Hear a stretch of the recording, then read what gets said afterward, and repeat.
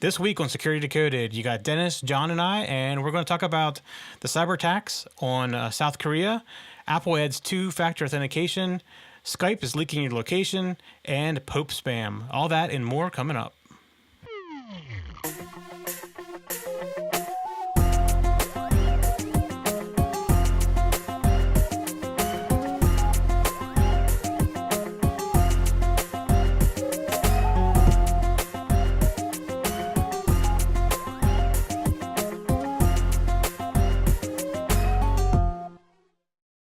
And welcome to this week's Security Decoded. I'm here with Mike and John, and looks like we have some changes here, don't we, in the studio? We're working on them. Yeah, I'm digging it.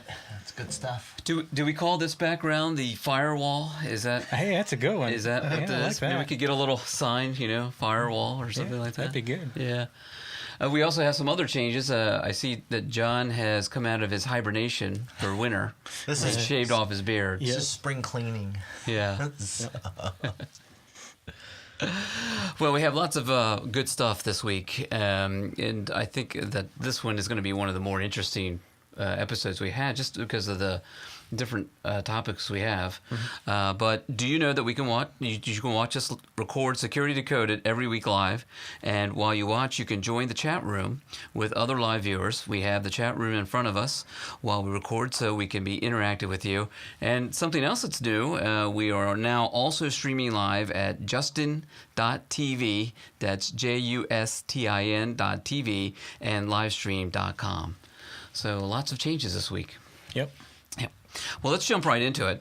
I think that the most scariest headline that we had was South Korean banks and broadcasting organizations suffer major damage from cyber attack. This one just didn't appear in Krebs and at the usual AV vendor sites, but also it was all over the news media this week. So, John, what's your first impression of this? I got to say, it's really scary stuff.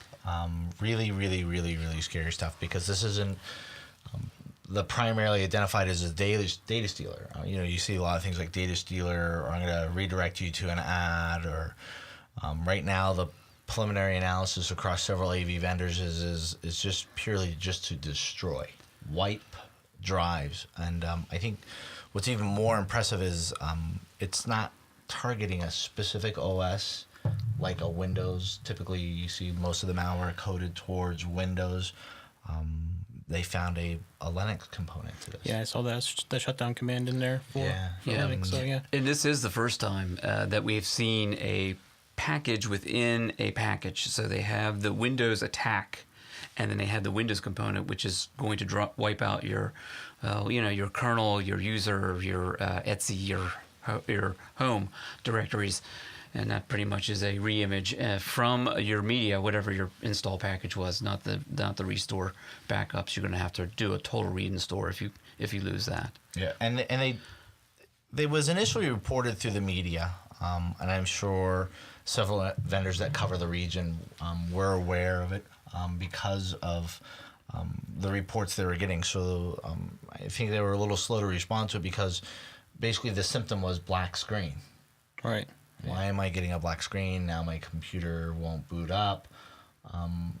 For you able to reverse something like that is nearly impossible, because of the fact that the master boot record, what's essential for any Windows device to even start, is it's gone. Destroyed. Yeah. So when you go to do any kind of interviewing, to do some backtracking to help discover what you're running against, you get user going, I got a black screen. You're like, okay. And it makes it even more difficult. So what you're hoping for is a really well-designed, layered security defense system that can do packet capture and analysis, heuristics detections, look for the behaviors, and then pull from the logging. But, it's really scary in the sense that they also targeted ISP providers. Yeah. So banks and telecom units of South Korea, mostly affected. Mike, when we say state, from our previous episodes, if we say state-sponsored cyber terrorism, who do you think of here? Well, one person or one country, China. That's right. So Great Wall. And China was initially blamed for this, but later was backtracked to North Korea. all North Korea. Yeah. So they in their analysis they actually identified and I think it's more bragging. There was a telltale system, and it's in the notes where somebody I think tried to identify themselves. It's slipping me right now. I'm sorry. It's just been an extremely long day, but they did find there it is, the Who Is team. Yep. So that somebody did basically try to leave a small signature behind. Also, that when they would overwrite the portion of the MBR within your disk space, it was basically two words repeated over and over again to just basically crush. Just wiped it out. Yep. And then and you really got somebody plan this well. It's one thing to go in and do that, but they completed the task. Most Windows changes don't apply until after a reboot. This had a forced reboot component. Right, which is what the shutdown -R-T0 was. Yeah. So T0 is basically an immediate Reboot now. Yeah. Right. And if you don't have a boot record, well, things You aren't ain't gonna boot. Yeah. black screen. That's So right. yeah, and because of the fact that the malware or the attack forced a reboot, users will get just basically black screen. Their Right. computer will shut down and then black screen right away. So Yep. Say goodbye. Yeah. and forensics on a blown master boot record. Yeah, I mean, I guess the one thing you could do is you could bring it up as another drive on another machine and get your data off of it, but it's never going to boot again. So just save what you can and go forward at Right. that point. Yeah. So have good backups. right. At the lesson here. Back up, Yeah. back up, back up. Yeah. Now let's talk about the reasons why. We really haven't talked about this. So we've talked about China was looking for trade secrets. We talked about how Eastern Europe hackers are looking for credit cards and other personal data. So the North Koreans are really looking to wipe out your data and cause disruptive throughout the banking system and through the ISP. What's the danger here? Disrupt communications. What people don't realize is South Korea is essentially smaller than the state of Ohio. So to target an ISP at a country of that size, you can cripple communications quickly. And I gotta say, this almost smells of someone testing. What can I do? Initial strike. Yeah, how effective is it? preemptive strike. See what kind of reaction you get worldwide. Right. So, especially in the past, because they were able to tie it to possibly North Korea activities with the tension and the current state of, the change in politics and the change in scenery in Korea with the sun taking over, you would see this in the past where cyber criminals would destroy a drive to hide the fact that they stole data from you. Right. Cover the tracks. Yeah, this was just a straight up bomb.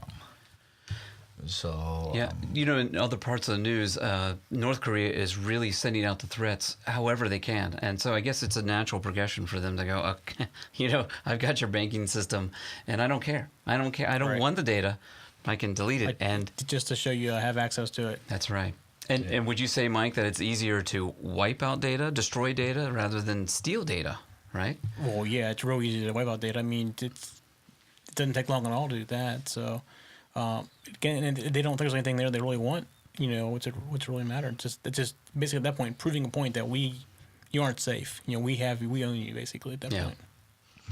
And it was the Huffington Post that ran an article that that they believe that North Korea is putting millions that they don't really have into mathematics and developing a team that can just sit there and do this all day long and test and test and test and probe. It's amazing that there are millions that are starving in North Korea, but yet they're pouring their resources into just destroying data. And I assume that Western countries will be the next target. So it's an old school tactic that's being deployed on a new frontier. So one of the ways that you can disrupt any battlefield is disrupt communications. Leaders need essential information to make appropriate decisions, to shift their resources, to make the appropriate adjustments on a battlefield. And I think this is going to be the third episode that we've discussed where, there is a shift to now the cyberspace. Right. The Cold War shift. Yeah. The shift We of the always start to battlefield. talk about wars, don't we? Yeah, that's what it seems like. We're always talking about some kind of war. So Yeah. it's basically someone taking a founded tactic and just redeploying it to a new frontier.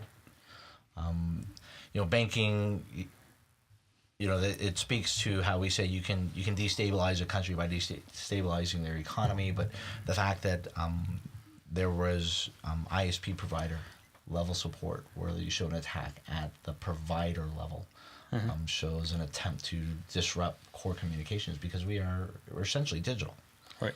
So, a lot of people forget that, not to throw a brand name out there, but like a triple play where most people have IP phones. So all you do is take your provider out, and I've taken out your phone, I've taken out your internet, and I've taken out your news media because now you have no TV. Right. Disruption of communication at the core level. That's right. And we've seen through the storms like Sandy that came through, you can just have all sorts of disruptions. If you take out phones, if you take out banking, people can't get money and they can't make phone calls. That's going to be a pretty horrible situation. Yeah, when the money goes away, that's where everybody starts getting hurt. That's right. Yeah. So everybody relies on that so much, and they're so electronic. You just don't keep money around the house and things like that anymore. That's so. right. Yeah. So to speak to the other end of it is as scary as that attack is, and I got to say it's one of the articles that I just couldn't put down once I started reading, and it's the AV vendors, Symantec, Trend, AVG, other vendors that are deployed to the region, did an excellent job of aggressively trying to break down this attack, to get a solution in place to protect their customers. And they still, to this date, say that they're providing an update that we continue to analyze the data. Because I gotta imagine what they're basically doing is just having a lot of their customers pack up a hard drive and just send it to them. Because if you black screen, like you said, you're gonna have to basically at that point Recover data. Yeah, recover data, and then start working forward from there. And nobody is mentioned anything like a data stealer or an info stealer or financial targeting. And all the initial reports are somebody tested out basically a bomb, a cyber bomb. Yeah. So, but they've done a great job. There are several signatures out there right now, that are not only signature based but behavior on heuristic base, to be able to, one, detect the file, and then two, to be able to hopefully delete it and prevent it before it takes effect. Hey, he's a security dog. Bella. Well, that'll be interesting because we'll see who is getting the most detections here. Trend or Symantec both seem to be on the cutting edge here, and luckily they're getting their patterns out. And so you might want to check your Trend blog and Symantec to see how many of these are catching, to see if that Korea space, when they have the pie chart, if Korea doesn't explode here, and we'll know that if they're actually checking them. I gotta say, there are other things in the article that appear to be either coincidental or opportunistic. Defacement of websites of major corporations, and then a couple other which appear to be what you would see on your typical just someone playing around, as opposed to a malicious attack. So the defacement of the websites were reported as being very graphical, video and sound, not just somebody changing your words or altering an image, but it was actually video upload to deface. So because of what they saw with that versus the extreme bomb that they're seeing with the end users, a lot of the vendors are leaning towards that maybe somebody was taking advantage of a situation while ISP providers were crippled. Their focus was shifted, so they're not too sure if this is directly related or if it just happened to be coincidental about the same time of the attack. somebody was taking advantage of the opportunity. Yeah, more to come. I bet you we talk about this in future episodes. Yep. Yeah. Sure. Let's shift gears a little. And this article is from ISC. How your web hosting account is getting hacked. And I know, John, you really like this article. And in fact, you did a little more research, and you came up with a Krebs article that came up with the genesis of a web attack as well. And I did, and it was really good. And actually, I wanted to try to bring Mike in on this because I know Mike does a lot with web hosting and sites, and then but you happen to use large providers, and the risk here is if you don't go with like the giants like GoDaddy, and you happen to go with a smaller, more private web hosting. What they're saying is essentially because these smaller companies may not have that much invested into their security, the exposure for the web hosting accounts, your site, the server itself, is at higher risk. And what they wanted to do is bring the awareness that, why, and it's the tool, it's the server. Yeah, no. See, now my personal experience with this has been the opposite of that because all the ones like, and this is nothing against either Bluehost or GoDaddy or HostGator, but all three of those I've had hacking incidents with. Personal, you've had personal. Yeah, personally, I've had things that are hacked, and then the smaller companies, I've never had that happen to me yet, and I don't know if it's because they're a bigger target, Right. or if it's just the websites I put on them, were more of a target. I don't know what's necessary. Right. Well, and part of the problem was a lot of it's WordPress, and with WordPress, that just can't recommend if you use WordPress, just because that's almost every site I've ever had hacked was a WordPress site. So just be careful with that. But I can see their point of being some of the small companies don't take security as seriously, but typically I have my own server, so I'm the one maintaining the security on the server too. Right. So you have to do more work. Oh yeah, definitely more work. Yeah. But dealing with their help, I mean, they're generally really helpful, to help you get things set up. But they're saying they're very attractive targets because essentially they're super PCs. I mean, they're servers. Yeah, absolutely. So they have the basic exposure to the same vulnerabilities that a desktop would, depending on the components that you have installed to support your site. But and not just that, it's online all the time. So it's great for them to be able to use to push out more of their malware. I mean, and they're saying because it's web hosting, it actually has more attack vectors because of the bandwidth you need to do web hosting. It's the whole watering hole concept. The way you make the watering hole is you get into one of these servers and you put your stuff in there. And just quietly sit. Yeah, quietly sit and don't make any noise. So most of the things that users on a web hosting like if you're going to web host, you need to install a management console like cPanel. Right. Or Webmin. Yeah, I've never had cPanel necessarily hacked. That could have been how they got into it. I don't really know. Yeah. But I don't generally run cPanel if I don't have to. I run the Plesk or the higher level parallel stuff. I don't have no need for cPanel. So I don't. If it's my own server, I don't usually run cPanel. But the fact that a lot of those tend to be web management consoles. Yeah, absolutely. You have access to the whole machine at that point. Yeah. So if they get into that, they have access to everything. Yeah. So which increases the attack vector on a web server. So you can patch your server itself, but if you don't pay attention to the console, right, somebody cracks your console, you're like and I kind of wonder if that wasn't part of my problem before, where with Bluehost and HostGator, I had cPanel. Yeah. Because I was on a shared server, and I have one server at HostGator still that's not cPanel. But I'm wondering if maybe that's how they were getting in. Maybe that's where the hack was coming from, was through the cPanel or something like that. Yeah, right. Because I'd use a lot less of that on my own machines than. So it's not necessarily a scare tactic so much as it's a great informational article to let everybody know that you need to do an assessment. You need to know that you're going to have an increased risk, that you're going because of the increased exposure, because of the increased bandwidth, because of the additional consoles that you need to manage it. So when you decide to go with a smaller company or host yourself, or even a large company, you need to think of what are my response plans going to be. In the end, you're responsible. unless you sign an agreement with somebody else that will monitor that for you. Right, and there are actually companies out there that will monitor your site for things. Yeah. It's like a site monitoring service. Yeah. And I know a lot of the ISPs now, the big ones, are offering that as a service. Yeah. It's not them doing it, it's another company. But basically, they scan your website constantly for new stuff. So would they do their own pen testing? Is that what they do? Well, I think what they're doing I don't really know. is checking for changes. So they're Yeah.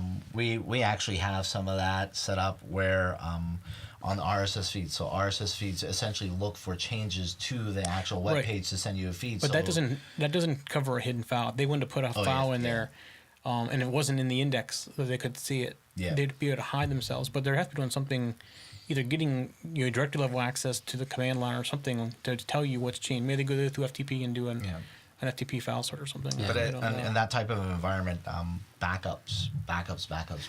Oh yeah. You know, Yeah. Any good ISP should back you up. Yeah. Anyways, but Right. what you gotta be careful of with them is sometimes if you go over this certain limit, they stop they backing you up. charge you. Number of files or size of files. Right. It'll tell you in the C panel or down there if Yeah. it's being backed up or not. So Right. it's something just to keep an eye And on. then the other thing that they should take into account is the accessibility of the host. So should you run into a critical or security situation, how accessible is your host going to be, and how responsive are they going to be to your needs? Right. You know, things that you need to take into account. So you know, if you think you're doing somebody a favor and trying to save them money and recommending them a smaller hosting site, sometimes you may lose more than you're saving. Right. Yeah. So what would you recommend to somebody who just wants to host one website? Would you have all the bells and whistles? Have HostGator offers different levels of services? Would you have them do more services, or would you have them do less services? It actually depends on how much traffic they're expecting, and do they want more than one domain, things like that. I definitely recommend HostGator. They're probably one of my favorites. Well, for shared hostings, they're probably one I would recommend. For dedicated, like one-on-one, or if you want to spend the money, Rackspace. Rackspace is the number one, but they're rather expensive for the average person. Yeah. Isn't Rackspace pushing towards cloud though? They try to get Yeah, away from them cloud. and NASA developed the Open Cloud. Yeah. I think it's a version of OpenStack, Right. which I'm sure you guys have heard of the OpenStack stuff. Yeah. So, but to answer your question, I would say it really depends. If you want one domain, they can go to HostGator and you'd be fine with that. What you gotta be careful is if you're running something like WordPress, they have the ability to keep it updated for you. Just make sure you're constantly checking that, because Yeah. if a vulnerability is found, they'll update it pretty quickly. Right. So Yeah. I've had good luck with HostGator too. I've always liked them too. Yeah. And now, John, this is something that you pulled from Krebs, the scrap value of a hacked PC. Yep. So in the article, they basically wanted to talk about why web servers are so enticing for cyber criminals to go after, but they also tie into an article that Krebs wrote last year that essentially says what's the true value of a hacked PC. And it was a great informational article. I can tell you that I missed it last year, but while doing the research for the article, I found the link and I went into it, and I just told Dennis, we really need to talk about this. And it is a great reference, and it's basically the scrap value of a hacked PC, and it goes to talk about how hacked PCs can be utilized. The different ways that cyber criminals can utilize, and once they have access to your PC, and users try to downplay it by saying, well, all I do is check email. I don't do online banking. I don't do anything like that. It's the fact that they have access on your PC, that they can infiltrate every nook and cranny of your cyber identity, life. Yeah. They can leverage your box in attacks. They can leverage your box to sit and wait for, you to eventually say, well, hey, I want to try this online banking. Then they'll catch you. And every piece of information on a computer has been monetized. And I think you threw a number out there a couple episodes back, basically that in a database somewhere, my information sits and somebody can buy it. Yes. $5. $5, yeah. Yeah. That amount was higher in the day.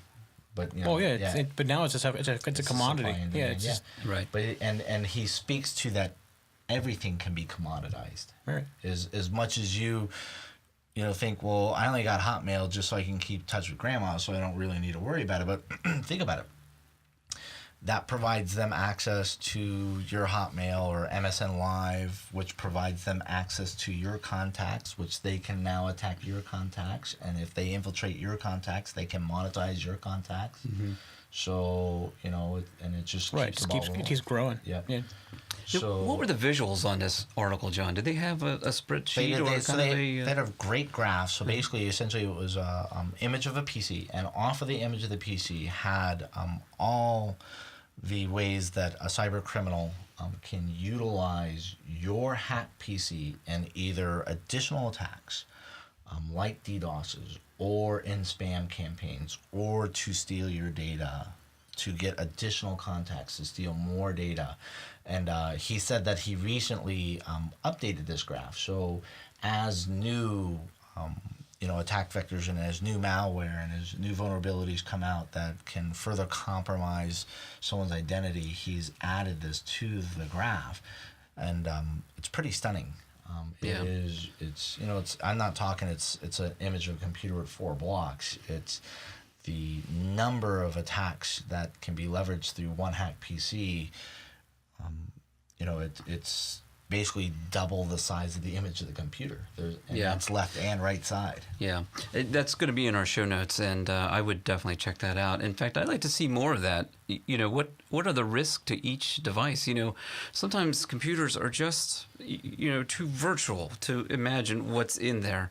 But if we put these in terms of old style criminal, what's the web server? So is that the person who's just come back from the bank and has their payroll in their pocket, and for the mugger, well, that's a good day. That's a prime target. A good find. Yeah, exactly. Yeah, and I they also say things like the information that they gather from you, they basically trade it, like stocks.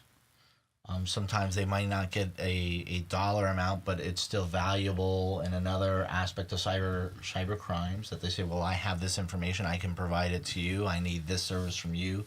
So in the end, it's whether they make actual cash off of it or they barter off of it, it's still going to benefit them in the end, and it's going to detriment any home user or PC. So we're well beyond just putting an antivirus scanner on your PC. Right. Yeah. So, and this stuff, the entry may be low tech, but the end result is very high tech. Yeah. It's always low tech with you, isn't it? Yeah. LT. That's right. LT. That's right. I think we have a new nickname, and he is wearing giant blue. So, but those were great articles. Really, I would suggest going to show notes and checking those out. Let's go ahead and reverse gears again here. A bug in EA's Origin game platform allows attackers to hijack players' PCs, and that comes from Ars Technica. I was offended, Mike. I mentioned it to John about EA, and he goes, well, Dennis, you do know what EA is. And I said, of course. Madden? I've played Madden before, and don't they play Pong? Don't they play Pong on these things? I'm not a gamer, it's true, but I do know what EA is. I'm sorry. I'm sorry. I believe you're our resident gamer here. You probably want to go in first on this. What do you think about this? So, console gaming is trying to bridge the gap between what's called an MMORPG, online gaming like World of Warcraft, where console gaming has always been you versus the program. So now what they're trying is that what that is? So they're trying to bridge the gap and get things what's called PvP, or player versus player, where you can get an audience where it's unscripted. So when you console game, after you die enough times, the tank's going to come from here, this guy's going to throw the grenade from there, and you can start to basically beat the game because you figured out the loop. But by doing an makes it less predictable. Yes. Trying to say, right? Yeah. So, and then what EA is also trying to do is follow like a Netflix model. So where you can actually launch games online, where you pay for service. Right, and that seems to be a new model for a bunch of people now. Steam's been over a long time. Yeah. But, so it's catching on. the exploit found with the Origins client and specific client base with the Origins client was actually vetted last year October when Steam got compromised. Yeah.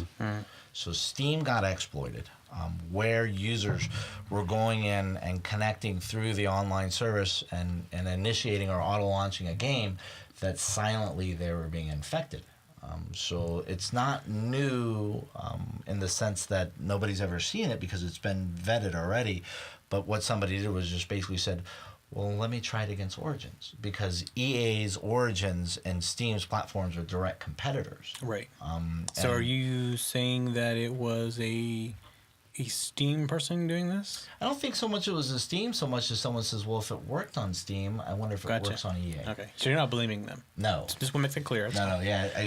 So it's not new in the sense in that nobody, like I said, no one's seen it, but it's actually been vetted Right. already. Right. So they know it works. On a similar platform. Right. You know what I mean? So it's console gaming, but it's online.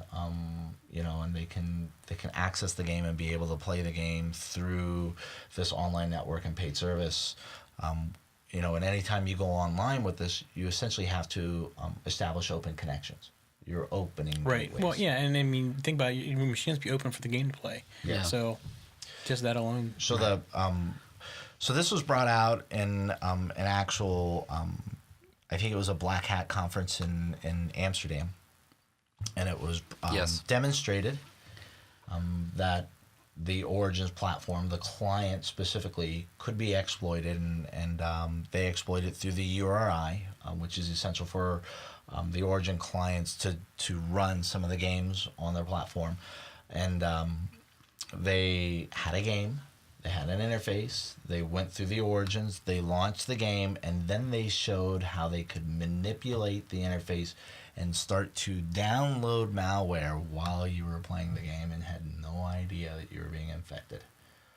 And so EA, they took the information to EA. They did their due diligence after they tested. They presented, and they said, hey, look what we found. And they went to EA and said, hey, we kind of found a flaw. You might want to address it. This is where I almost think that EA made a mistake. So what EA did was downplay it. So EA... That never works. You don't want to try to downplay something, or until you're sure that it's not as bad as what you think it is. So, Yeah, because EA says that... it just comes back to bite you. Yeah, they said that our team consistently investigates hypothetical. So this isn't... I'm sorry, but when you're at a Black Hat conference and someone just blew your vulnerability out into the public... Yeah, that's something you don't want to say at a Black Hat conference. It's hypothetical because they're gonna prove it That's at right. the conference. Yeah, it'll be on YouTube shortly Yeah, after. well, it could already be on YouTube by now. Yeah, so. but they say that they can continue to investigate and address issues like that to provide a more secure product. But the fact that somebody had to say hypothetical, I mean, come on, really? That's the wrong thing to say. Somebody didn't go to Black Hat and said, I think you can do this, or what if we could do this? Someone went to Black Hat and went, look what I can do. Right, yeah. So... And you don't want to stick your head up a Black Hat. That's right. Yeah. If you remain unnoticed at Black Hat, the better. Don't take your phones. That's right. And this article is pretty interesting. Mike, I'm sure you have lots to add. We've been hearing about this, that Apple adds two-step verification to iCloud and Apple ID. Yeah, so I guess the question is, have you guys gone out and gotten yours yet? Not yet. I definitely recommend you do. Okay. It's not a pain. It doesn't like you have to use it for everything.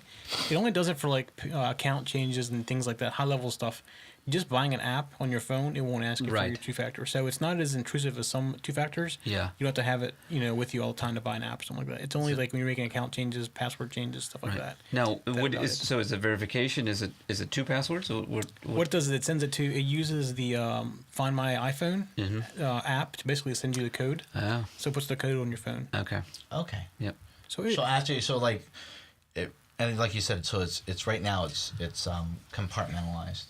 Yeah, it's not like some things it wants a password or two-factor for everything you do, and it's not like that. It's not that intrusive. So if it was, I recommend you do it. Right. But I mean, if you use the Google two-factor, it's very similar. Yeah. it actually is probably less intrusive than the Google one is, even, I would think. Yeah. And the Google one's not that bad either. You set it up and you actually get it working. You don't really got to worry about it too much to make account changes and stuff. Right. So it's like a cloud token code. Yep, exactly. Yeah. Oh, that's good. Yeah. This next article headline came from Krebs Security, and I have a lot of problems with this one. So, Privacy 101, Skype leaks your location. And what it is that there are programs that you can add on to Skype, and it will pinpoint your IP and your location. You actually don't have to add anything to it. It'll tell you what the person's IP address is, Right. and then you just go to the location IP database, and I feel you get a general. You don't get an exact address, but Right. you get a general. Yeah. So. Now, this is why I find it hard to believe, because, Skype has a whole behind the magic curtain supernode, where you can, where it will go out to connect to these supernodes. And how can you get back to an IP like that, a specific location? I can see the general location. Yeah, what they found was in the background that Skype was logging the information. So basically what it does Logging is, the information. It was tying your account to your IP. Yep. It wasn't your connection to the supernode. So, But that kind of makes sense because they have to have logs probably for legal reasons. I would That's right. think. So they're going to log where you connect from. I mean, me just being an operator would want to know that. yeah. So, but the thing was it was plain text unencrypted. So you didn't need any kind of elevated privileges to go into it to be able to do that. So they said all you needed. But that's on the essentially Skype was- servers, though. Yeah. They essentially said Yeah. all you really needed was the username, and then there was a method. It wasn't for the general public. It was for them. No, they said if you went out on the article and if you Googled for within the article, they tell you which tools. There are several free ones out there, and they walk you right through it. But yeah, those are installed onto Skype, on the Skype directly. Yeah. So you don't have to Right. go to the Skype server. I mean, all that's doing is showing you the remote IP address, which is actually already there. Just Yeah. it's hard to get to. Yeah. So the tools have made it easy to get to, basically. Yeah, and that's what it did. So, and it made it a little more accessible. So, it can allow for, essentially, either harassing somebody, or what Krebs, and was it ARC? Yes. ARC. What they said was they found was that they were able to utilize a similar method to get their IP to basically send a DDoS targeted attack, and they mentioned it in the article that they were DOSed. Right. So the super dog wants that. Yeah. The Superdog wants some attention. I think we might have to do a little more on Skype, or maybe that's a good one for Yeah, and we for use Security Skype, 101. a lot here. Yeah. Actually, So the night we did the thing together, but That's right. I use it for other shows, a lot more. Right. Like tomorrow night's show, I use it to get people in to talk to us. So, Right. it works. Yeah. So they said that this is actually a very old vulnerability that prior to Microsoft purchasing Skype existed. And when Microsoft purchased Skype, they were hoping, here we got a little bit deeper pocket. Maybe they can do something to remedy this to help provide better privacy, and it's a privacy issue.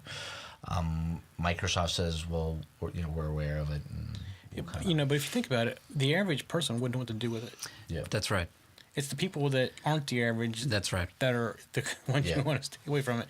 And the average person wouldn't care, for that matter. That's right. Because your IP address is just a number somewhere. The fact that they can figure out you live in Frederick, Maryland, or wherever. Right. yeah. I mean, what are you going to get a phone book out and try to find the person? Yeah. I mean, And so this is a concern for me, for my children are always using Skype, yeah, and yeah. I'm but concerned. beyond that, it gets more sensitive when your kids are using your phone that's storing where the picture was taken from. Yeah. So that gives you an exact position where your house is, or you post on Facebook and you don't have the location services turned off. That's right. That's more invasive, I think, than the IP address is. Where it comes down is if you're somebody who is easily attacked for something. I know we're going to talk about the Krebs thing a little later about his attack Yep. that he had, but that's a good way to find out where his IP address was.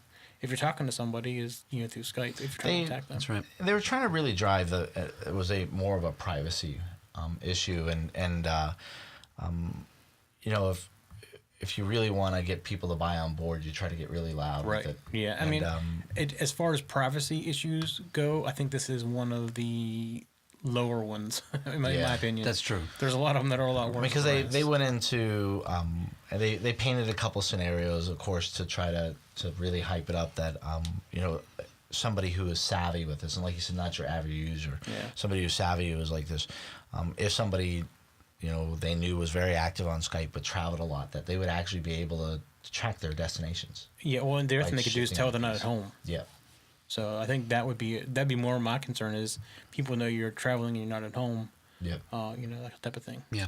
So, on the low totem pole here, if you really want to know where somebody lives or know anything about them or anything like that, I think hacking a Facebook account is More effective. Yeah, or just download one of their photos and see if they didn't turn off location services on their phone. That's what I say. It's Right. my thing is you wouldn't really need to hack a Facebook No. account so Yeah. much to say, hey, be my friend. Yeah. Yeah. And then save the picture. Yeah, exactly. Yeah. The next article comes from Sans, and we've talked about this before in previous shows. Wipe the Drive, Stealthy Malware Persistence. It's part 4. We talked about part 2, I believe, and that was a great article. I recommend checking this out. But here is the same article. Okay, you've got, you have malware. Wipe the drive. Just wipe the drive. Don't even worry about it. What's our opinion on that?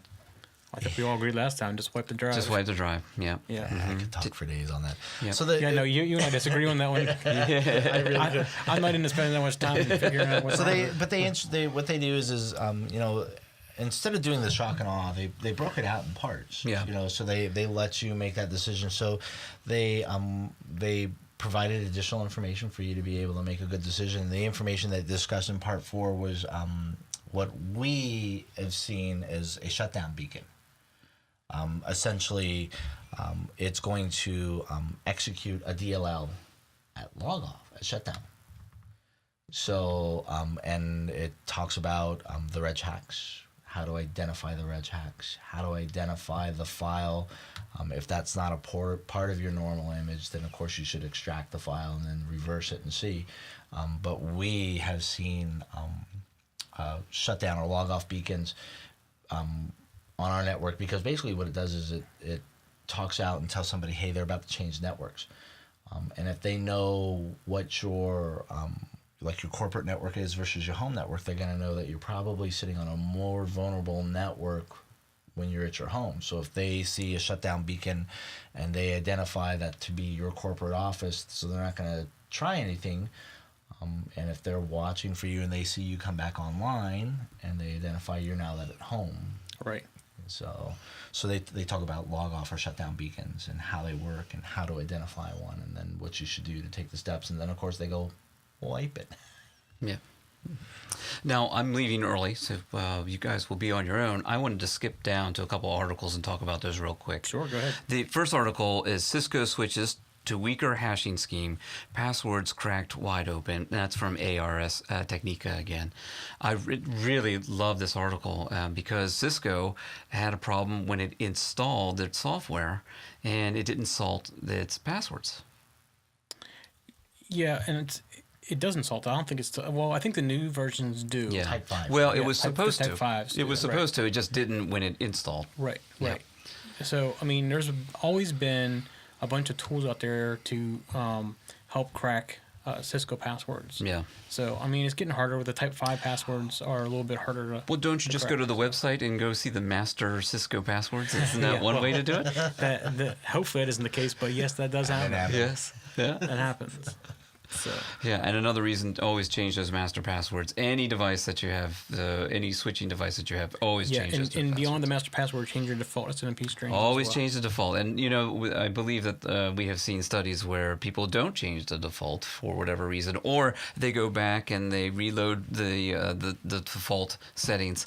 Right, they don't fix it. Don't fix the It's passwords. always interesting when you go into a site and you start scanning SNMP for public, how many things are around or Is that right? responding Yeah. and tell you what they are and all Right. that kind of stuff too. So. Yeah, and I think it's great awareness, and it provides you with enough background information that you can formulate a scan. Yeah. And then check your network for whether or not you've upgraded to the Type 5 or whether you still have an existing systems at Type 4, and then do your risk assessment from there and say, Right. hey, we are on Type 4. We're publicly facing. We have Right. a higher, Yep. Yeah. So it just Cisco, it should be the number one security company, and they do a great job. But this can happen to. Don't get me wrong, I like Cisco, but their security products, I mean, they're definitely That's getting true. better. Yeah. I remember like the first Pixes and stuff that were out, they were just really, really bad. So Right. Yeah, but there's, I mean, you know, it's just like any lock on any door or any other security appliance. They're only there to keep the honest people out. Someone's going to eventually figure their way. If they want to get in, they're going to get in.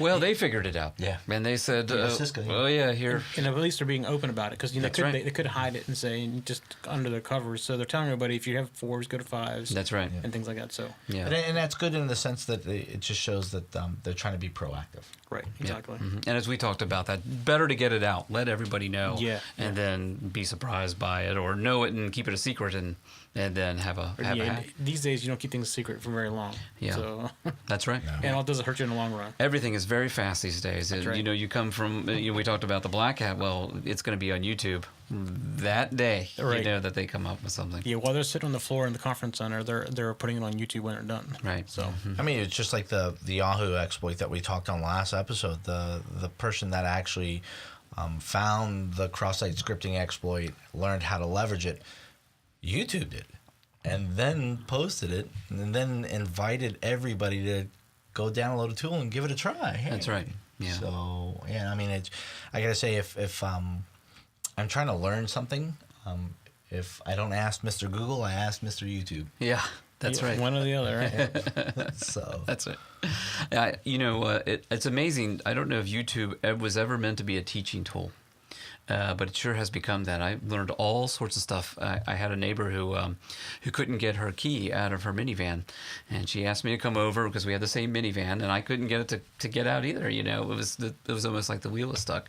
I go on YouTube and it says, "Oh, you have to turn the key while you're turning the wheel at the same time." It's as simple as that, but it was right on YouTube and had a pretty good explanation.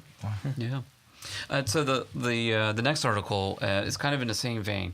What's right and what's wrong? You know, is it right to tell about a vulnerability that you discover? It's in the same vein. So here's the headline: Guerrilla researcher created epic botnet to scan billions of IP addresses. And this again comes from ARS Technica. And this is what the researcher did. Unnamed researcher scanned the internet for IP addresses. I don't think he's unnamed anymore. I think he's been arrested. Is that right? I think so. Then they definitely would have his name. Is that right? Because the article, which came out on the 27th today, didn't name him. Oh, that means that's a different article. Because somebody else did something very similar to that. Yeah. They went in and basically scanned the whole internet. Yeah, scan the whole internet. Yeah. And Is it the one that has the maps, nice pretty maps in colors everywhere? it didn't say that. It says unknown hacker developed a small scanning program. Yeah, I'll have to take a look at it. I mean, I don't. I Yeah, didn't follow you know, that I thing. did. I think that's another article actually. Okay, because yeah, the guy who did the nice pretty pictures and everything was arrested yeah. Wow. and basically told everybody that he wants the maximum penalty. I don't know why you do that, but he told everybody. And he did a Reddit AMA the day before, and they used Yeah, some of that. In the I think trial. that is another article. So Okay. this was a researcher who did it for researching purposes.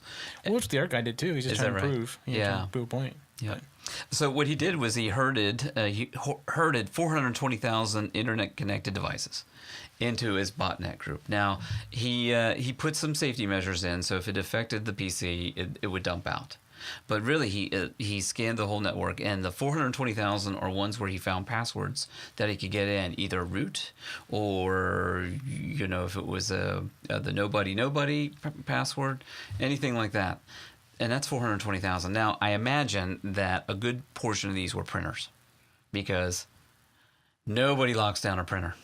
Right. Nobody thinks about locking down. the Nobody printer. thinks about so locking. it's one of those things you don't even think about. Yeah. It just prints. What else? Why would lock it Well, down? I mean, That's right. what people don't realize is that printers are getting more and more complex, and they actually have FTP protocols installed on them. Of course they do, and they have operating systems, and you know it's hard to tell what kind of operating system it is these days. It And could, all you need is that one hole into the network, and if it's a printer, once you're in, you're in. it's a jump point. Right, and it does have a network card, so if you wanted to launch a DDoS attack, you could do it. You could do it because it's going to ping out, and we know that printers can get awfully chatty when they have problems and issues. I mean, but it's, you know, there's things like that going on, and you know, there's always an ethical issue. Mm-hmm. But I gotta say, I think it's ethics kind of gets thrown out of the window when you see the end results. He was very open about it. He discussed that it was research. He obviously didn't use it in any type of malicious, you know, attack or exploits. He didn't steal data. He put a lot of safety measures in place.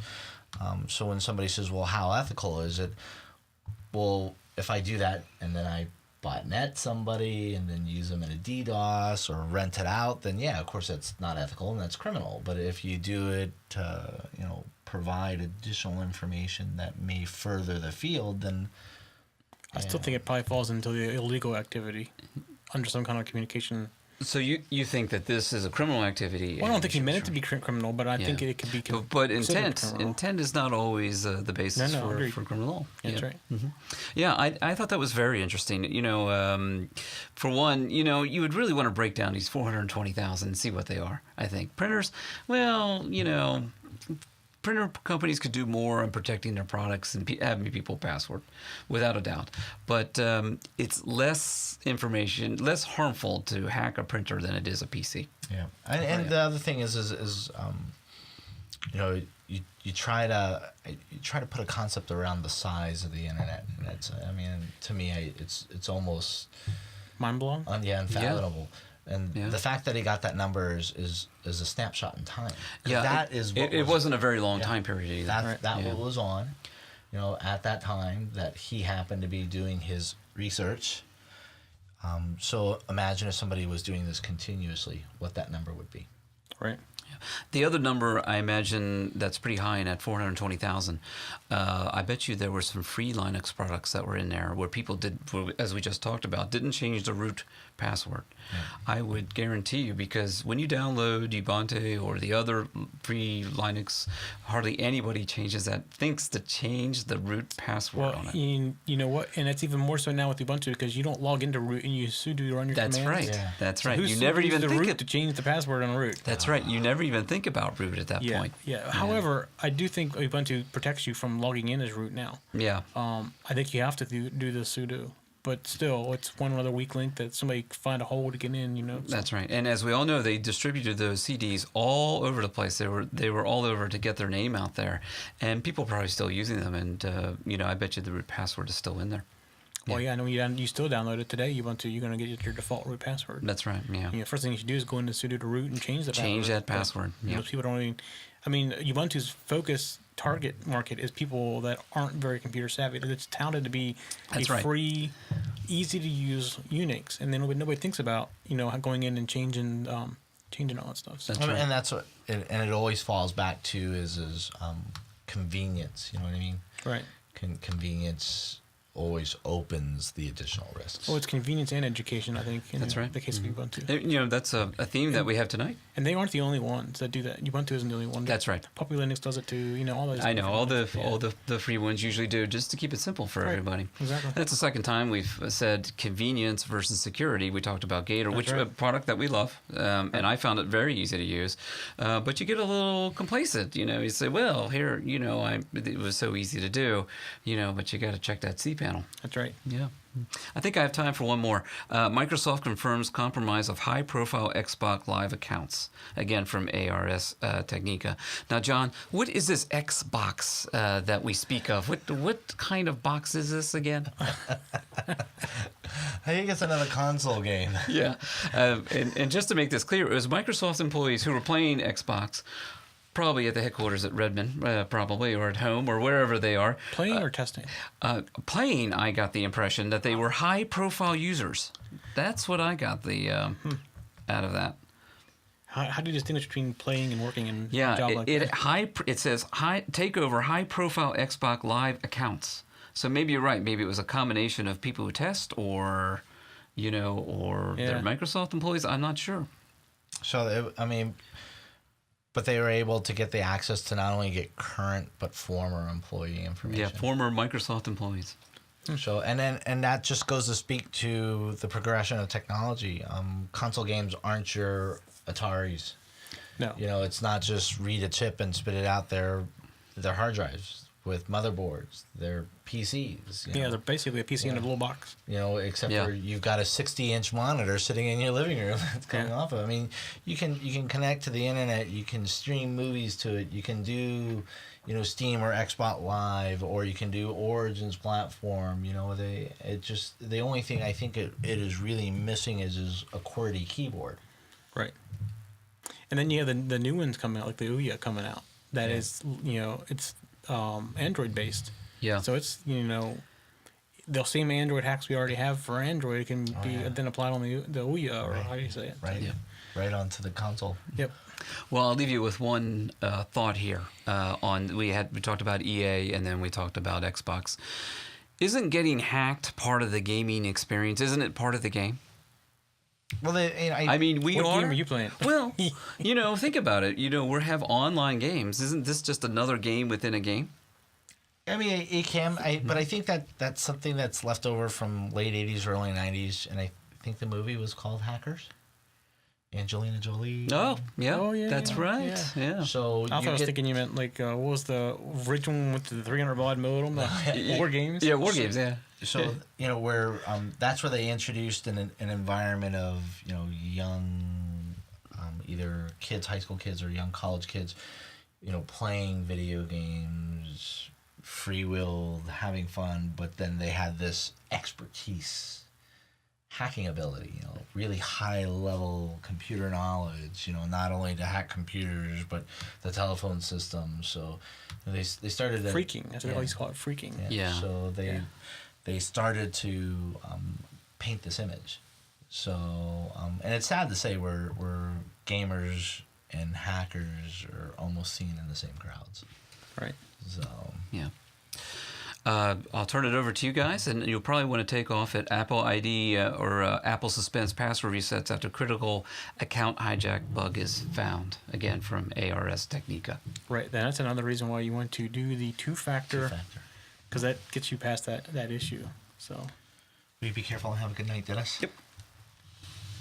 So I mean, Apple seems to be really proactive, especially with them moving aggressively against Java, putting the onus back against Java, then doing the two-step verification, and now they're suspending password resets after a critical account hijack bug is found. So I gotta say, that's a great job by Apple to quickly identify and to address, and then get ahead of. Right. And the other thing we didn't mention before, it was the two-factor is only available in certain countries right now. Okay. I think it's like 5 countries: U.S., Canada, UK, Australia, maybe, and something else, Sweden, maybe, something like that. I don't know why that is, but it's not available. Okay, I was going to ask if it was a limitation of the resources or if it was. I don't know what the reasoning is behind it, but yeah, because I know in our work we run into multiple different layers of security because of different countries on their privacy laws, different countries on their access and their platforms and tools that they allow, and we have to kind of adjust to make sure you maintain the integrity of the network but respect the countries. So I almost wonder if maybe they're running into that a little bit. Yeah, I don't know what the reasoning behind that necessarily is. There's a lot of weird laws that came out this year. I know one just started, maybe today or yesterday, where you can't store in the European Union. Yep. You have to ask before you can store cookies on a machine now. Oh. So if you go to a website in the UK, it'll ask you, or do you allow us to save? And like the one site I went to. Third-party cookies? Third-party cookies, yeah. So that's something that's new that just started. So that's pretty good. And I know one of the issues back on related to Skype, that Skype is actually running into an issue in the European countries because of the fact that they consider them as telecommunications or a form of electronic communications. So European countries are allowed access to that type of information, and Microsoft and Skype says, well, that's not what our primary delivery is. That's not our primary focus. So no, we don't consider ourselves as electronic or digital communications in that sense. So they're denying certain countries access, and right now they're at war about it. And so, and you just got to say, when you see limited distribution, so are they testing it just to see the effectiveness, or is it a sizing thing? Yeah, I just don't know. Maybe just a rollout, maybe. Yeah, they don't want to take too many things on at one time, maybe. Yep. All right, so since we're in the mobile phone discussion here on Apple and mobile phones, we want to talk about a little bit about Ting, one of our sponsors. Have you heard of Ting? I've never heard of Ting. So I hadn't heard about it till recently either. And Ting is really cool because have you heard that T-Mobile is going to start doing no contracts now? No. Oh, so they're going to do is the buy as you go. Yeah, yeah. So that's what Ting is, but Ting uses Sprint. But Ting's been around a lot longer. You know who Two Cows is, right? Who? Two Cows? Yeah. Okay, so that's who runs this. So Okay. they also do like hover and stuff like that. And basically, Ting allows you to go in and has all these neat little things, but it's all based on what you use, and it's family based. And if you come in and you say your family uses no more than 500 minutes and only 100 text messages a month, 500 megabytes maybe. So it actually bills you on your actual usage, Right, and as then they opposed to don't. If you don't predictive use usage. it, they give you the money back in your next bill. Well, that's good. I would almost and that's actually really good. Because, really neat. Yeah, I mean, because everybody else forces you to sign these contracts on predictive usage. You Yeah. know, do you think you'll use this much? And then they'll tell you don't want to go over, because if you go over, your charges go to here. I've gone over before, and if you go over, it just takes you to the next level. It Yep. doesn't charge you a fine, but I'm calling a fine. Yeah. Because that's basically what I had. What happened to me. But they're using the Sprint network, so they have really good coverage everywhere. They are Android friendly, but lots of really cool devices. And you send to your devices, so you basically buy them, and there's no contract. So you can quit and start up anytime you want. There's no contract for. You buy the phone, it's yours. You want to leave in a month, you leave in a month. So when you do these, and you got to forgive me because I'm not too mobile savvy. When you do things like Ting and you do as a pay as you go, do they offer middleware that allows you to at least back your data up onto your devices? Because I mean, if you Yeah, it's your phone. You can pretty much back it up as you would your iPhone or your Android phone.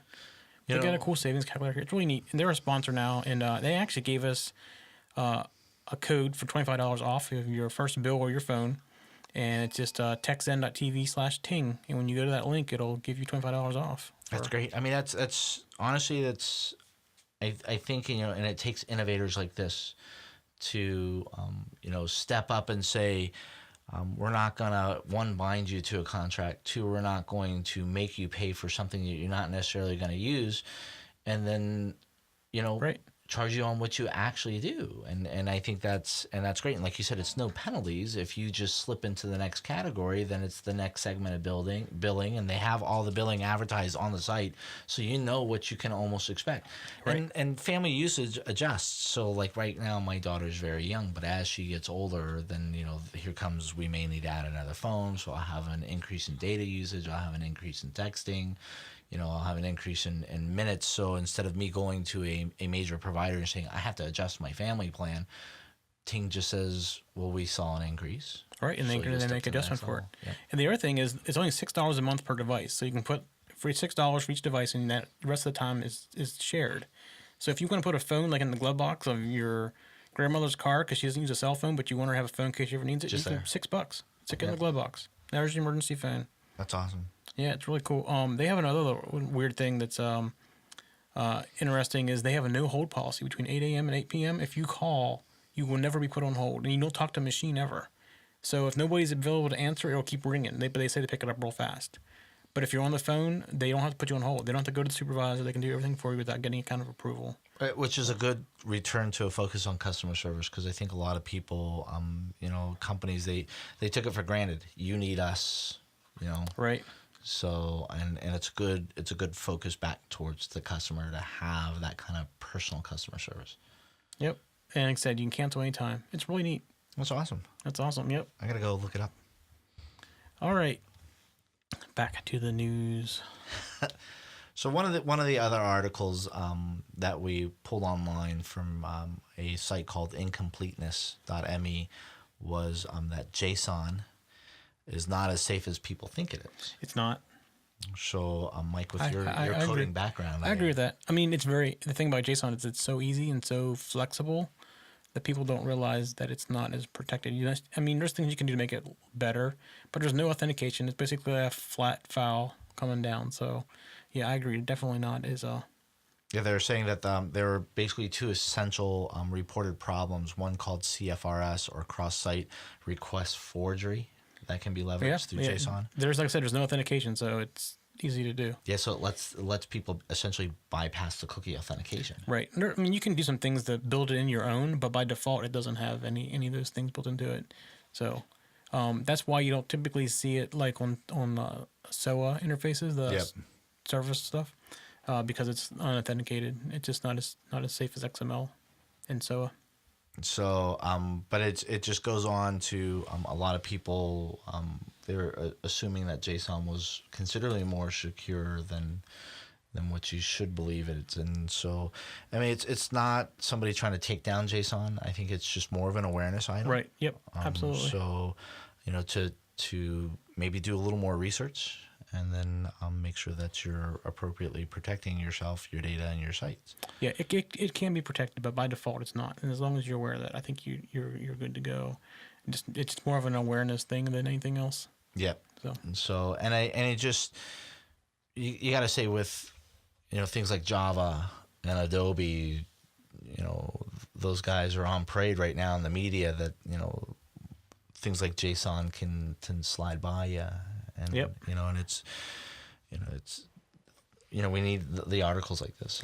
and one of the things about JSON is that if you're doing stuff in JavaScript or in Java, it's so easy because it's done in that same format. It just comes right in. So that's why it's so popular. Yeah. As well. And it's a pretty lightweight platform. It's right? all it is a download protocol. So Yeah. it's very very lightweight. So in the Slate.com, the FBI wants real-time Gmail, Dropbox, and spying power. So what do you Spying power. So what are your actually thoughts have on that? some pretty well.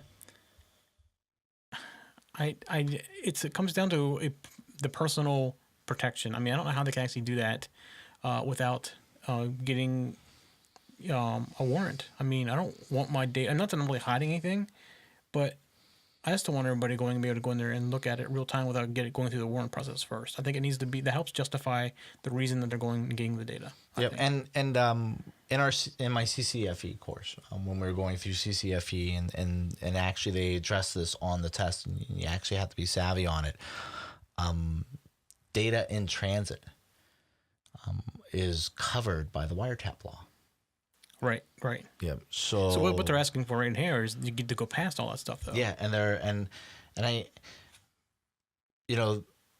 we in the security field will always try to push the issue and say, we're just trying to secure you, we're just trying to protect you, we're just trying to secure you, we're just trying to protect you. But I honestly think that sometimes people abuse that. Right. And when somebody does abuse that kind of authority, and somebody continually starts to say that it's detrimental not to just the FBI, but it's detrimental to the entire security industry, and it makes it more difficult for us to accomplish our job. And I just you want to understand, you want to have empathy towards their plight, you want to try to understand their mission, but at the same time, Yeah, I think if there's no control, it gets out of control, and that's what I'm trying to say. Is I think and if you go through the process where you have some control by actually going out and getting subpoenas, somebody's double checking them. They're just not randomly going out and picking stuff. Yeah. And it makes a judge say, "Do you really need this, or is there enough evidence that you need to get in?" So yeah, and I would understand if it was case by case to get the real time, and I just still think that you need that self-checking. Mm-hmm. Right. As long as they leave that self-checking measure in there, then by all means go forward with it. But unlimited carte blanche, right. do what you want. Yeah, I don't think that's necessary. It's the whole privacy thing. I don't think it's not right. So, and then we discussed the Cisco switches. Yeah, we discussed the Cisco switches. So there's one thing up here that I wanted to kind of go over because I thought it was an interesting article. No. Well, actually, there was two things. The one with Krebs. Where is that one at? So we have there's the Rails. Yeah, here it is. No, unlocking the next level. A cyber attack spills into the real world. The Sydney Morning Herald, and this was actually it's an interesting article. But did you go through and read that one? I didn't catch that one. So what it is you know who Brian Krebs is, right? Yes, I know. So he was the target, and what they call it, swatting him. So they were doing a DOS attack on him on his website, and they got threatening letters, supposedly from the FBI, which wasn't the FBI, to the company that does his DOS protection. So they sent it to him. He confirmed with the FBI it wasn't them. He had a dinner party going on, and upstairs his phone was ringing. Then dinner party's over, and he saw something outside his door, and he goes to pick it up. And as he's leaning down to pick it up, he hears this freeze, hands in the air, and there's a whole SWAT team around him. And somebody had called in the SWAT team.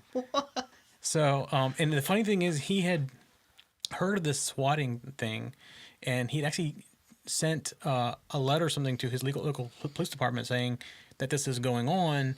And after the one, I guess whatever the police officer, the manager, whatever it is, comes and he goes, "Are you the one that sent us the letter about this swatting stuff?" And he goes, "Yeah." He goes, "Okay, take his cuffs off," because they just happened. And they said it's a big thing on the West Coast right now, though. Is somebody will call, and then he said they said that somebody called, said that some Russian people broke into my house and they had my wife tied up, and that's what the SWAT team came out. So it's essentially the new bomb threat. Yeah, exactly. It's exactly what it is. It's a bomb threat. He said this is more dangerous though because they had him at gunpoint. They could have shot him thinking he was going for a gun or something Right, like as I that. say, the police are going in there thinking that one, there's a threatening situation. Not only if they are at risk, but somebody at the site is at risk. So they're going to be on high alert. They're going to have a lot of adrenaline, and like you said, they might have seen the glimmer off the wine glass, but not seen a wine glass. Right. So he basically got attacked from cyber and from non-cyber. Yeah. So both. So and it's Brian Krebs. He's a pretty high profile. He is. I mean, that was why he was a target, I'm sure. But then apparently I can't remember who was it Ars Technica he was talking to, or somebody else he was talking to did an interview with him the night after that. They were DOSed also. They followed him. Yeah, whoever did the article, because he called out some people. Brian Krebs did some research and actually called out some people. Yep.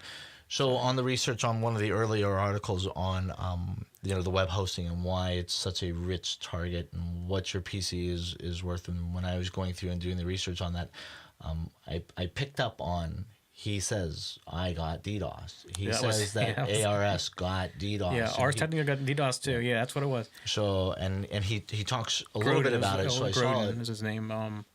I can't remember. Yeah, Grodin's the guy at Ars Technica. Yeah. So he's pretty open to talk about it. Yeah. So but I mean what's sad is somebody went after Krebs when essentially he's an excellent resource. He's information. He doesn't come out and say I'm in the security industry. What people don't realize is that Krebs actually cut his teeth at the Washington Post. Right. He's a reporter. Right. He actually lives in this area. So He lives in Northern Virginia. So he's not within the security industry in the sense that he's doing network security, but through his work, through his reporting, he has become a valuable resource for our industry.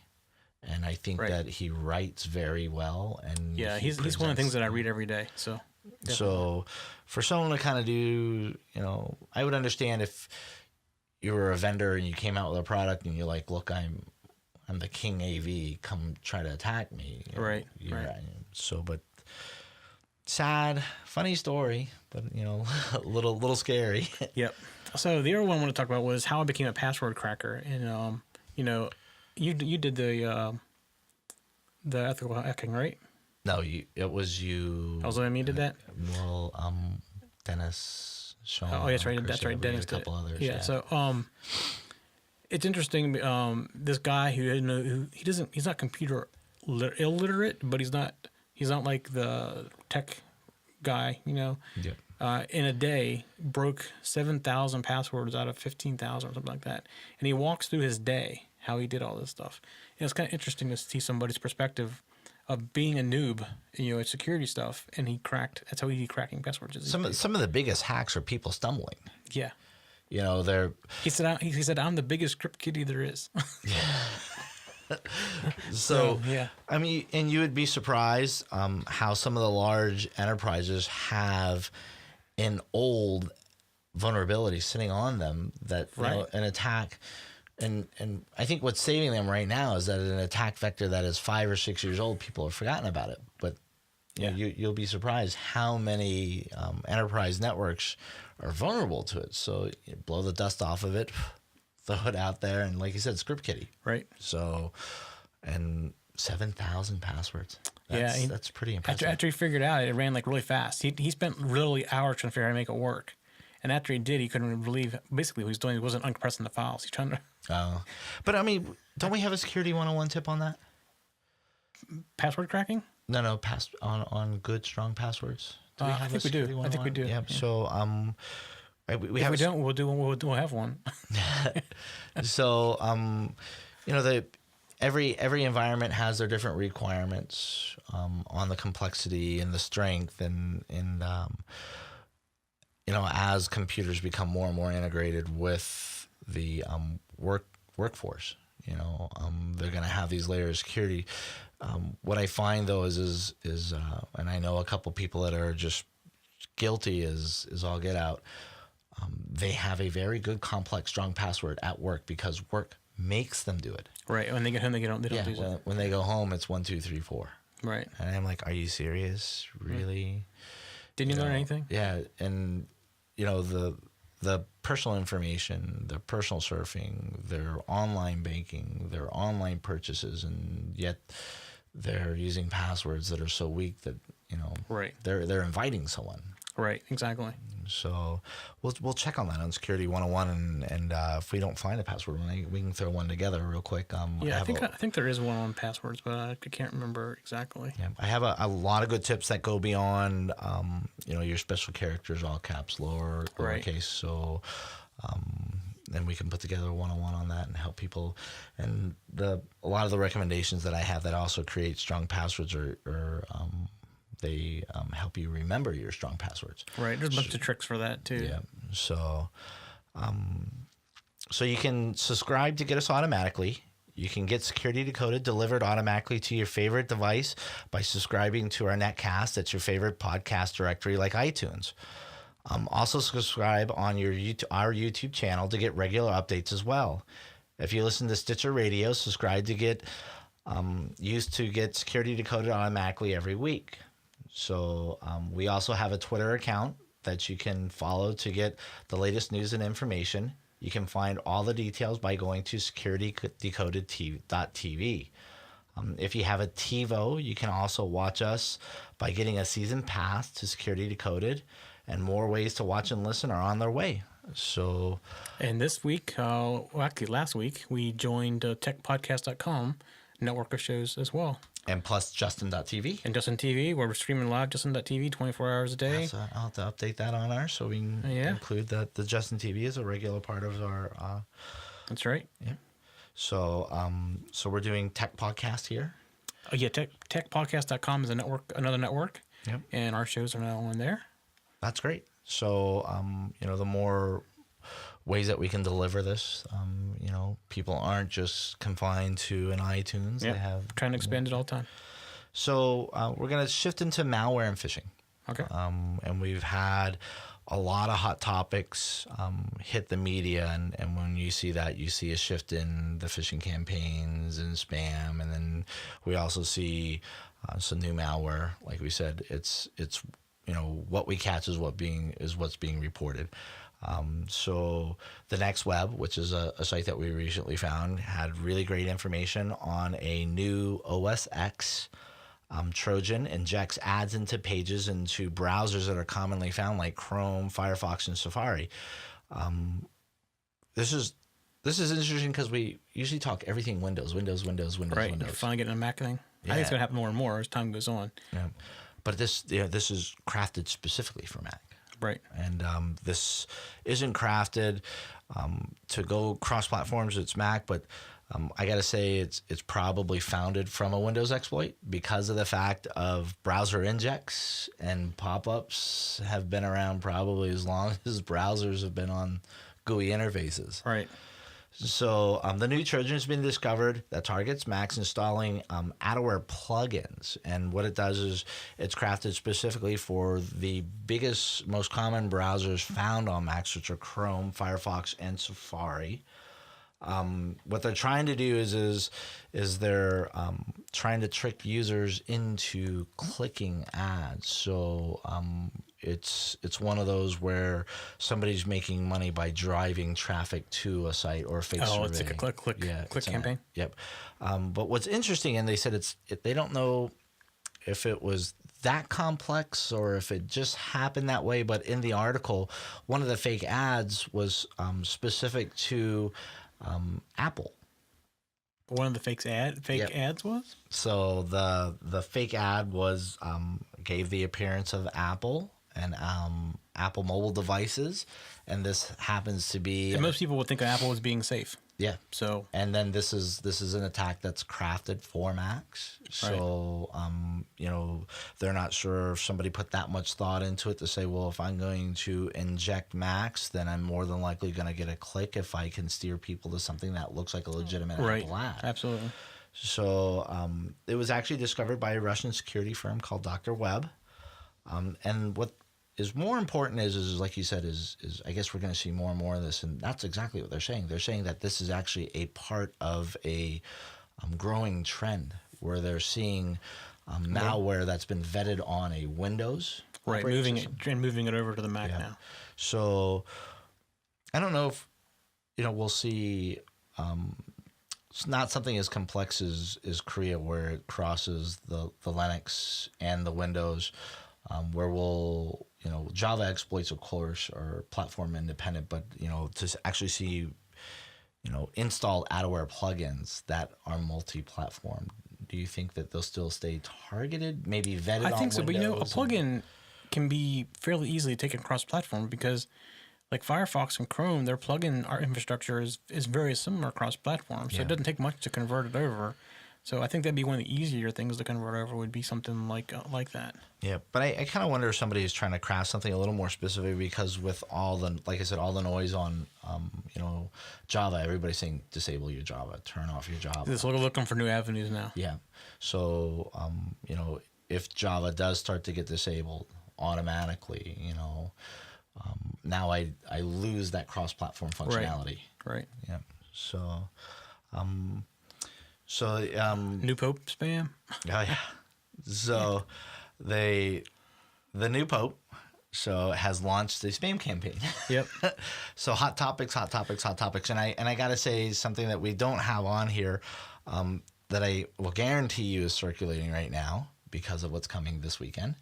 I bet you there's an Easter spam. There is a Easter spam. Did not send it to you? I didn't see one. Oh, there was an Easter spam. Yeah. I'm gonna send it to you. Yeah. But- So you just gotta follow the holidays. And then in between your holidays, you got to watch your hot topics. So this one comes from Trend Micro. So Trend Micro has detected a spam campaign that targets the hot topic of the newly elected Pope, Pope Francis. But it's we'll get into some details. But the spammers really are doing a good job. We've seen from this past holiday season where they go way out of the way to make it look like FedEx, or they go way out of the way to make it like UPS. We reported on the Germany phishing campaign that crippled the site because of the fact that they did such a great job of spoofing basically Germany's version of FedEx. That was 2 weeks ago. I think we Yeah, did that, was right? it two? Yeah. This one actually, I just touched your computer like this iPad. This one actually comes in the form of what appears to be news media, CNN.com. Uses the CNN.com logo, gives really, visually a good appearance of, hey, here comes a new news topic, and it's the spam, whether you're Catholic, non-Catholic, or anything like that. This is a world-changing event. Right. Regardless of your Everybody was religion. watching. Yes. So, and it's littered with links.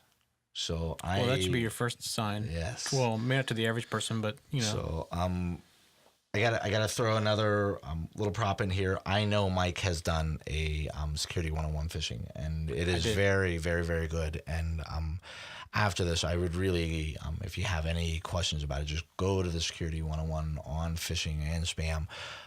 And if you have any additional questions, you can contact us, and we can either update the information or do a repost of it or do another post. But the links within the email lead users to a site that's compromised black hole exploit kits.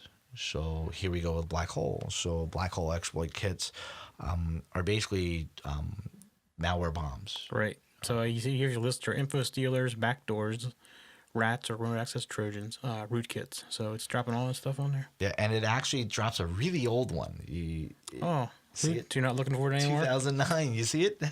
Yeah. So, and that's taking the chance that The malware manufacturers aren't looking for it anymore. that or somebody actually has to use a legacy version because it'll impact an application. Right. So it takes advantage of a CVE 2009-0927 for Adobe Reader and Acrobat. So if you have an environment that doesn't have a lot of money and can't stay up to date with this, and that if they actually patch, they'll break the functionality. Yep. So but the biggest thing is go to that Security 101 episode for phishing, because I'm going to tell you the giveaway. So the giveaway in the email, and we like to teach this on our environment a lot, is basically it talks about, can the new Pope be sued for, and then they throw the shock like sexual abuse or anything like that, but they say, can the new Pope Benedict? Pope Benedict is the retired Pope. Pope Francis. So is the new Pope. Yeah. And we teach you things like that. You know what? I probably wouldn't have caught that myself. So I actually would have. I wouldn't have. The only reason why I would have is because it's a part of what I do every single day. Yeah. Yeah. People send me questionable emails and go, "Hey, what is this?" I may have caught it then when all this stuff was going on, but now I would just, the word Pope to me means the same person, so I wouldn't have thought much of it. Mine is as if I see a link, like you said. When it's littered with links, you kind of go. Well, that's my set off. Yeah, not the name necessarily. Yep, and there's ways that you can expose links if you take your time. So spammers and spam campaigns like this, they really want to take advantage of you're in a rush, your mouse can be your worst enemy. It's because we're all click happy. Yeah, your mouse can be your worst enemy. Click, touch, click. Or your mouse can be your best friend. So if you float your cursor over the links, it'll expose it. Right. So if you get an email from CNN.com and you float your cursor over the link, and it doesn't say CNN.com, I really, would pay attention to that. So, another article that was put out by Symantec, and Symantec they were very active these past couple of days, is the new black Facebook.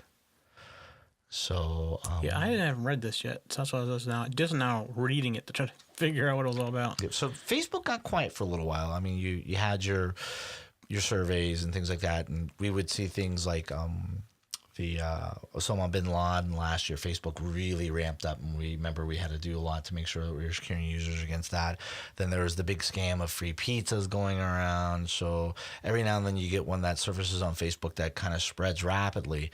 And there's a new scam that Symantec found, and it's Facebook Black scam spreads on Facebook. So you're going to start seeing an influx on Facebook where your friends or users are going to send notifications out talking about something called Facebook Black. And they have this really fancy graphic for it. Oh, yeah, make it all look all nice and flashy. Yeah. So it's like a new skin for Facebook, the Facebook Black. So it's distributed similar to previous scams that they've always seen on Facebook. But what they've done is that the users are tagged in a picture that contains a link to an external website. What they're doing now is instead of the link being found within the subject, it's actually down as like somebody putting an additional comment to it. Oh, okay. So when it distributes itself with a comment, and within the comment field is the actual link.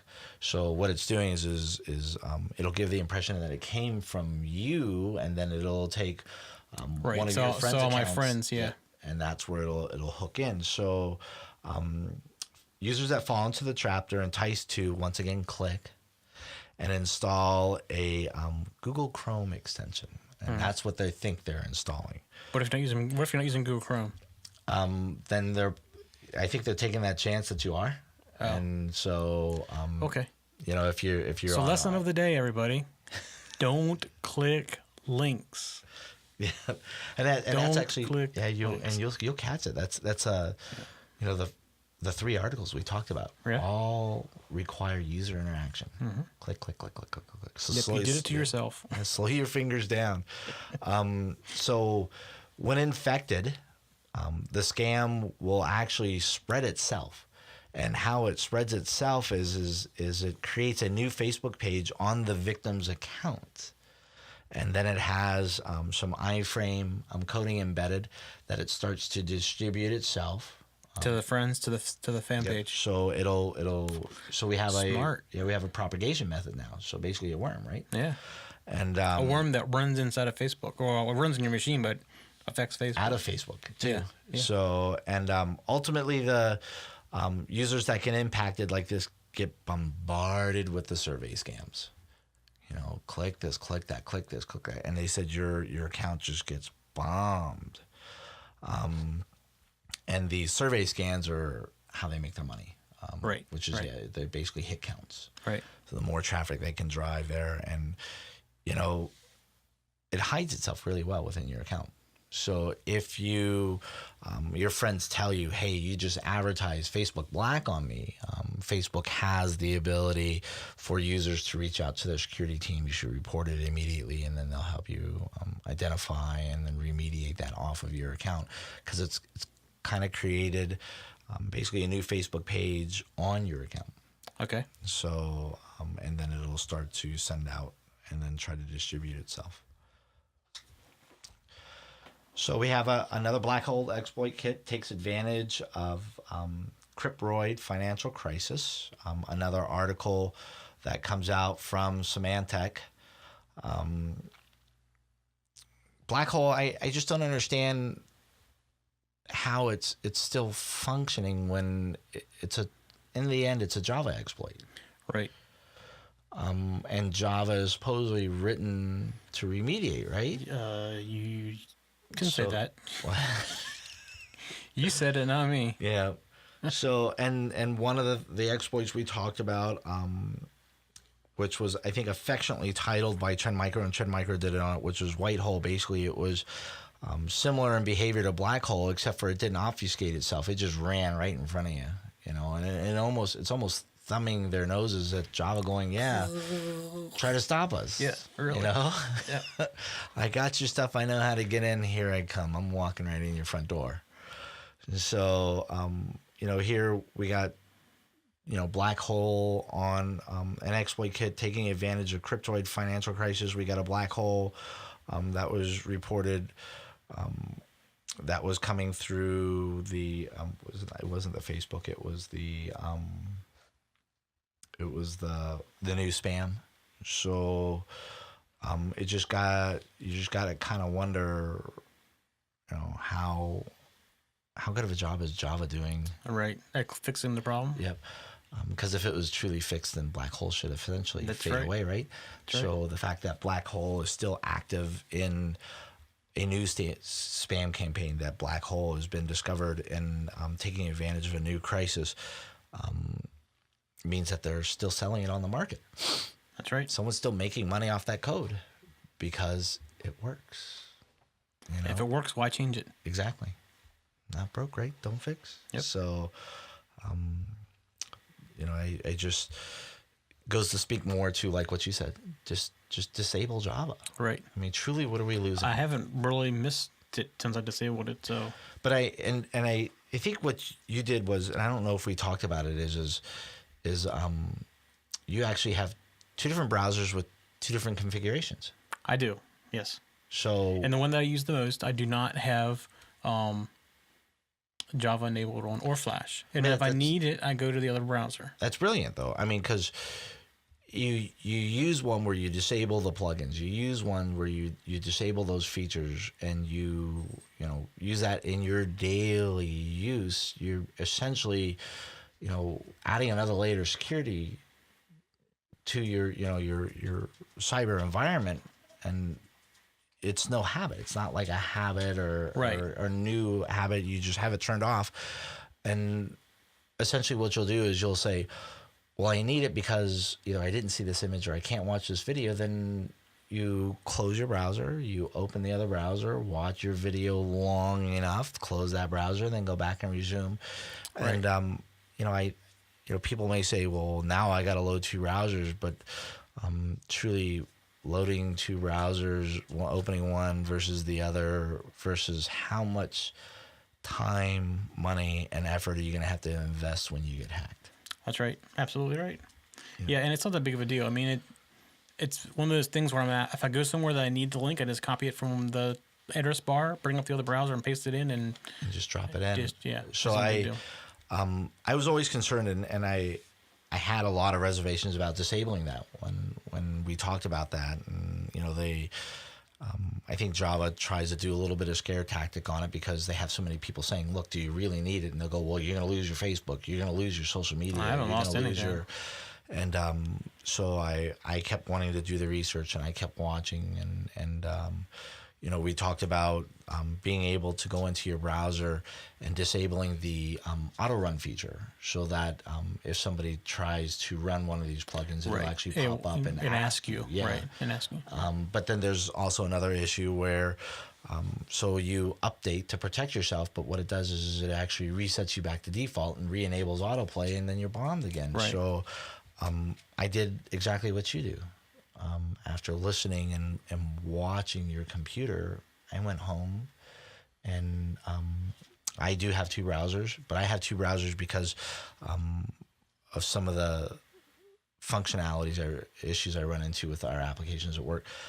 And I reconfigured and disabled on one browser, and I left it fully enabled. Yeah, now I typically use Chrome with the Java and the Flash because it supposedly has the technology to put it into its own memory space. Sandbox it. They sandbox it, right, exactly. And I don't know if that's necessarily the case for sure, but that's why I chose it to be the one that I go to when I want to watch a video or something.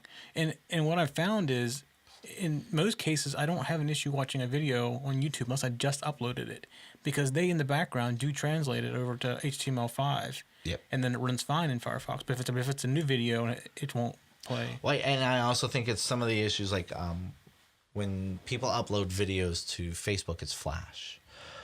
So, right.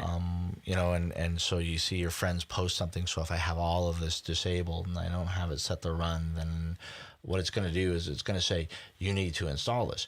So if you have the feature disabled and then you go to click to install it, it's going to set it across all your browsers. Yeah, now, see, I don't use Facebook a lot, but when I do use it, I use it on a mobile device like an iPad or an iPhone. Yep. And they play fine there. I hardly ever go to it on a web browser, on a full-blown web browser. Yep. So, and that's where you just got to remember different browsers for different purposes. Right. So different strokes for different folks, different browsers for different purposes. So we have another article from Semantic. Basically, Team Spy, a backdoor to the viewer. So this attack abuses a very popular Team Viewer remote administrative tool to control malware running on your machine. So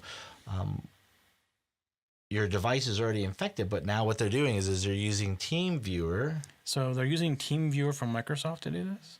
I don't know if it's specifically from Microsoft. Well, Team Viewer is part of Microsoft. Soft's probably. If it's the same thing, yeah.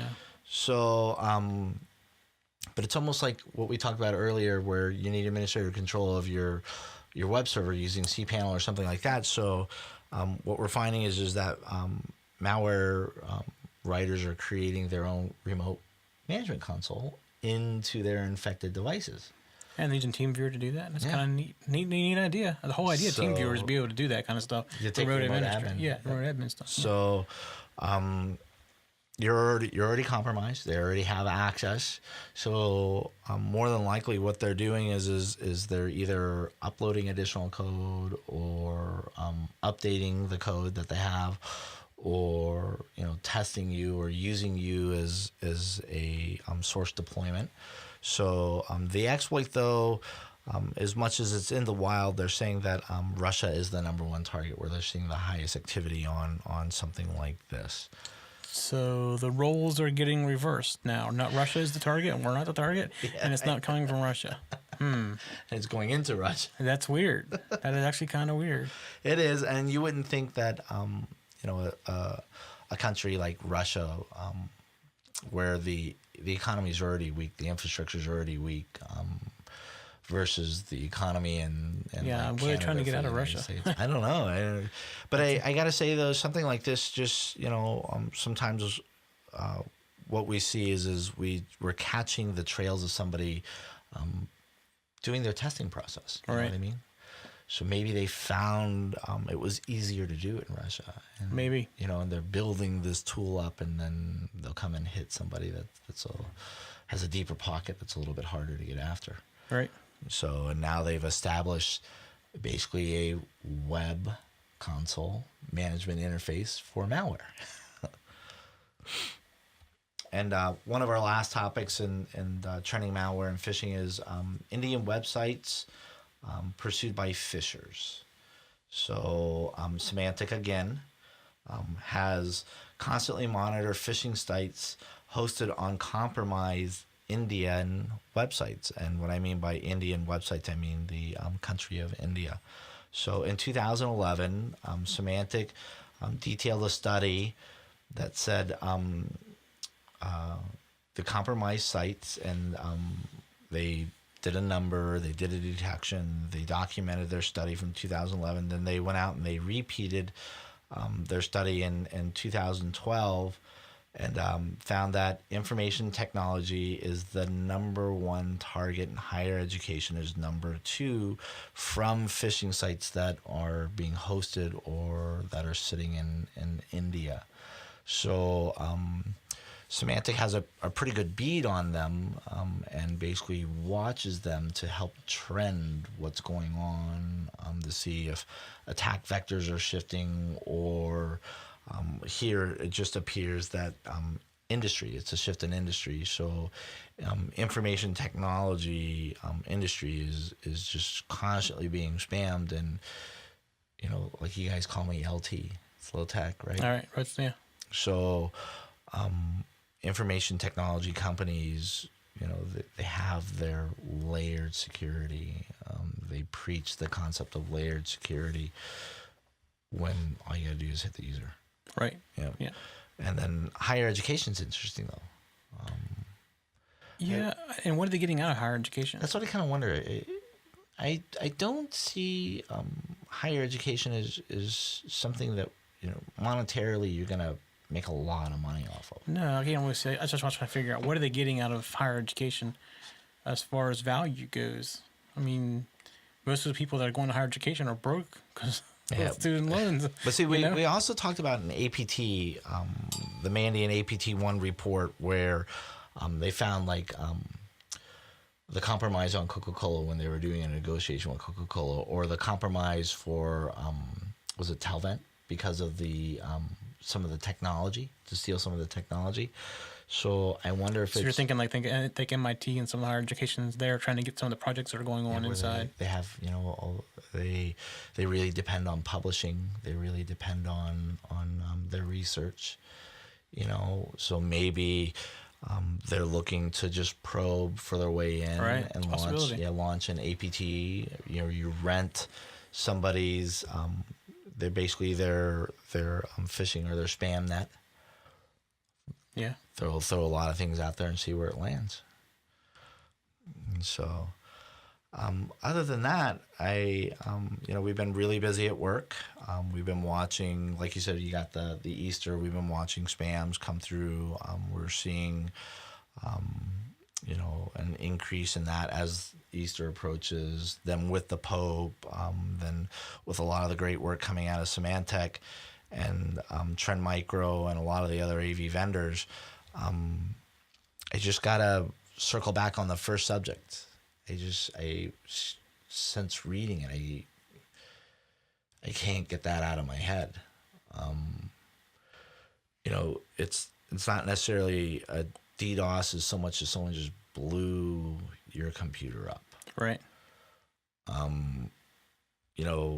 Very destructive. I mean, that's the kind of thing you don't want to happen because you're never prepared for that kind of stuff. Yeah. So the other thing is so this is reached the media starting to, and they were actually some of the first people to report what was going on, because I think some of the AV vendors weren't too sure what was going on because of the fact that someone just says, hey, I got black screen. So black screen at first isn't going to come across as security. So you No, know, you think you have some kind of equipment failure typically when you get a black screen like that. yeah. So you're going their looking help for desk it. is probably lighting up before security without is any even idea involved. what really going on until they get their hands on one to see what happened. So there was probably a delay in that, but so the media was talking about it, and I think because the media started to really start to gain a lot of information on it, that's when AV vendors started to step in and say, hey, maybe we got something going on here. Right, and that takes some time to figure out the pattern. So so now that it hit the media, now that Trend has done a great analysis on it, and they have signatures, they have heuristic tools deployed, they have pattern releases that they tell you watch. Symantec does. Several other security vendors that are within the region have write-ups on this. It's now what I'm afraid is somebody's going to say, well, where else can I try this? And not necessarily, you know, the reported attackers in Korea, but another entity, you know. So what if Anonymous takes it to the next level? So instead of hacktivism where they, you know, deface your website, what if, you know, Anonymous says, well, I really disapprove of the content of your website, so I'm not going to deface you. I'm going to crush you. Right. You know, and you got to wonder when, not where, but when will this be leveraged again? Right. It's only a matter of time in these type of things. So let me paint a scenario for you. What if somebody figures out how to fold this into a watering hole? You have to put some kind of delay on it, otherwise they figure out what watering hole it was. Yeah. So if you would add a delay to it, am I giving people ideas here? No. But what I was saying though is just so, you know, Yeah. if you did like that, you basically have someone coming to you, you know. Yeah, if you did it with a water hole and you put a delay on it. So say somebody like the LA Times, how many people go to their website? How many? It was thousands of people. Yeah. And you wait for a week or two before you destroy the machine. By the time it happens, more people are infected, and you wouldn't even know that it was getting hacked. And the source. And then, you know, and you ask most users, especially on the computer, what'd you do this morning? They have a hard time answering you. Literally, what'd you do a week ago? And not just that, just think if they would get off the public and say, you go to some common government site, like their healthcare plan or something like that, or whatever they call their benefits. I know what it is, but I can't remember what it's called. But somehow they get into that and they infect that. So then you have all these people in the government that all of a sudden in one day, their screens go black. What's that mean? That could be horrible. So yeah. It's just, and like I said, so your first response is going to be help desk. Yeah. And if I was the help desk, my first response would be, see ya. yeah. I'm gone. So I don't deal with that kind I'll of get you stuff. a new hard drive. Yeah. So, but I just, you know, reading about this and finding out more information on it, you know, I kept searching for more information, you know, because you want to be able to pick up on that one piece of information that's going to initiate our response that much faster. Right. You know, and protect your network and try to learn from not necessarily the mistakes, because I don't think anybody made a mistake, because the way that this works and the way that this functions, nobody made a mistake. Like, you know, black screen. Right. If I have a user that calls me up and literally said, hey, my computer just went black, I'm going to say, well, did you call the help desk? You know, I have no other reason to think that I would need to get involved. Right.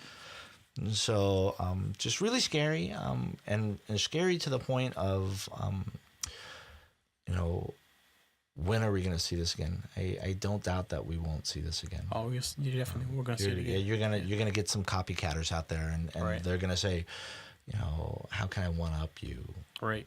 And so that's the last thing for the night, right?